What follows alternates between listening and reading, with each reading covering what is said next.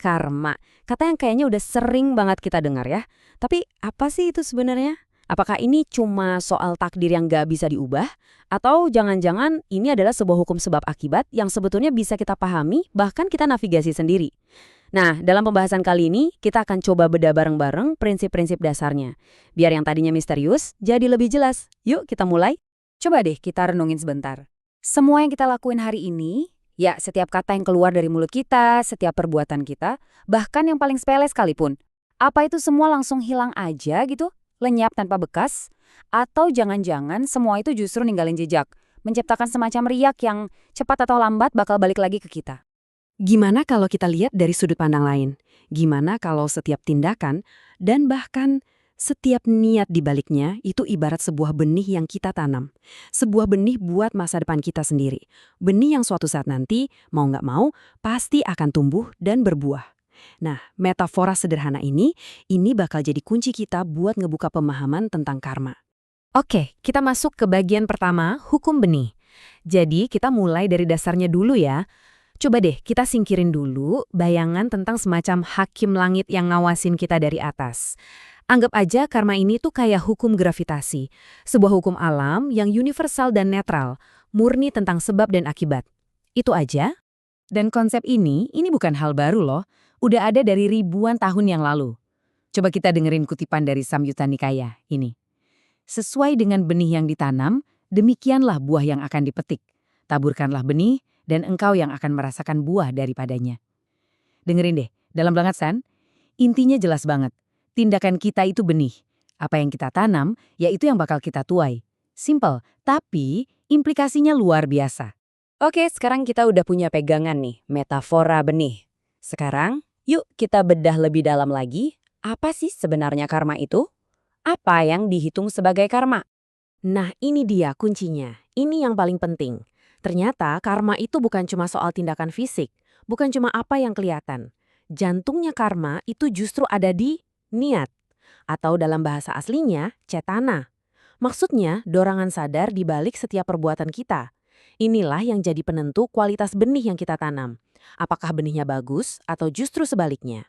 Jadi, gimana cara kita nanam benih ini? Ternyata ada 3 jalur. Semuanya itu berawal dari pikiran. Itu yang pertama. Manokarma. Dari pikiran, itu bisa lanjut keluar jadi ucapan, atau vacikarma, dan akhirnya bisa terwujud jadi tindakan atau perbuatan fisik, yaitu kaya karma. Jadi ini kayak satu aliran yang nyambung terus, nggak bisa dipisahin. Poin tadi itu ditegasin lagi di kutipan dari Anguttara Nikaya ini, aku nyatakan, oh para biku, bahwa kehendak adalah perbuatan karma. Jadi bukan cuma berhubungan ya, tapi kehendak atau niat itu adalah perbuatan itu sendiri. Niat inilah yang jadi mesin penggerak semua karma kita, baik yang kelihatan dari luar maupun yang cuma ada di dalam pikiran. Oke, kita balik lagi ke analogi kebun tadi. Kalau kita nanam macam-macam benih, kan nggak semuanya tumbuh barengan kan? Ada yang cepat banget berbuah, ada yang butuh waktu lama. Ada yang pohonnya kuat, ada yang lemah. Nah, karma juga persis kayak gitu. Yuk kita lihat jenis-jenisnya. Pertama nih, kita lihat dari kapan buahnya bisa dipanen. Ada karma yang hasilnya tuh langsung kita rasain di kehidupan ini juga. Cepet banget. Ini namanya Dita Dhamma Vedania. Terus, ada juga yang kayak investasi jangka panjang. Buahnya baru matang di kehidupan kita yang selanjutnya. Ini disebut Upaja Vedania. Bahkan ada yang lebih jauh lagi, yang baru berbuah di kehidupan-kehidupan setelahnya. Itu Aparapara Vedania. Dan yang menarik, ada juga loh yang namanya Ahusi Karma. Ini kayak benih yang akhirnya layu, gak jadi berbuah, karena kondisinya udah gak mendukung lagi. Oke, selanjutnya kita lihat dari kekuatannya. Ada yang namanya Garuka Karma. Ini ibaratnya benih super, yang dampaknya gede banget, mau itu baik atau buruk. Terus ada momen yang sangat krusial, yaitu Asanya Karma. Ini karma yang tercipta pas di detik-detik kematian, yang katanya punya pengaruh kuat banget buat kehidupan selanjutnya. Ada juga Acinya Karma. Ini adalah kekuatan dari kebiasaan. Sesuatu yang kita ulang-ulang terus, lama-lama jadi kuat banget kan? Nah, itu dia. Dan yang terakhir, Katata Karma, ini karma-karma kecil dari tindakan kita sehari-hari yang sifatnya lebih ringan. Yang terakhir, kita lihat dari fungsinya. Gimana sih benih-benih ini saling berinteraksi di kebun kita? Ada yang namanya Janaka Karma. Ini benih utama yang nentuin kelahiran kita selanjutnya. Lalu ada Upatahambaka Karma. Ini fungsinya kayak pupuk. Dia mendukung dan nguatin karma lain yang udah ada. Sebaliknya, ada upah pilaka karma. Ini kayak hama, dia ngehambat atau ngelemahin karma yang berlawanan. Dan yang paling kuat ada upah gataka karma. Ini dahsyat banget, saking kuatnya dia bisa mencabut dan ngancurin karma lain sampai ke akar-akarnya. Oke, kita udah tahu nih jenis-jenis benihnya dan gimana mereka bekerja. Sekarang, pas waktu panen tiba, apa aja aturan mainnya?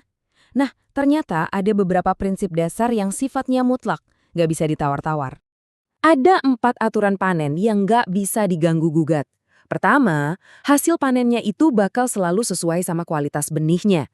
Tanam apel, ya tumbuhnya apel, nggak mungkin jadi durian. Kebaikan pasti berbuah kebaikan.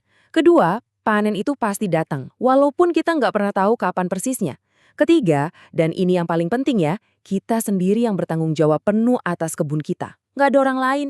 Dan keempat, karma itu nggak bisa ditransfer, nggak bisa diwariskan ke anak, atau kita dapat warisan karma dari orang tua. Nggak bisa.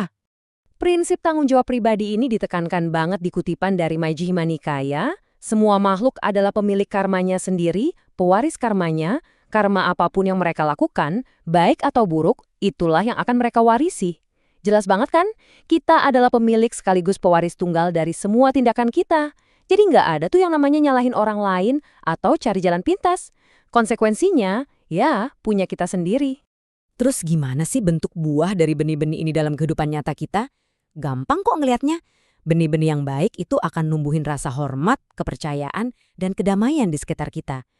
Sebaliknya, benih yang buruk ya bakal numbuhin rasa malu, kecurigaan, konflik, dan penderitaan.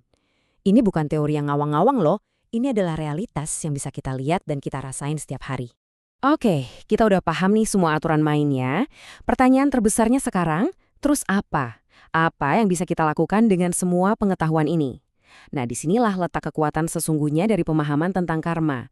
Kita beralih dari yang tadinya cuma paham doang, menjadi seorang manajer yang aktif. Dan inilah inti dari semua ini. Paham soal karma tuh bukan berarti kita jadi pasrah sama takdir. Bukan, justru kebalikannya.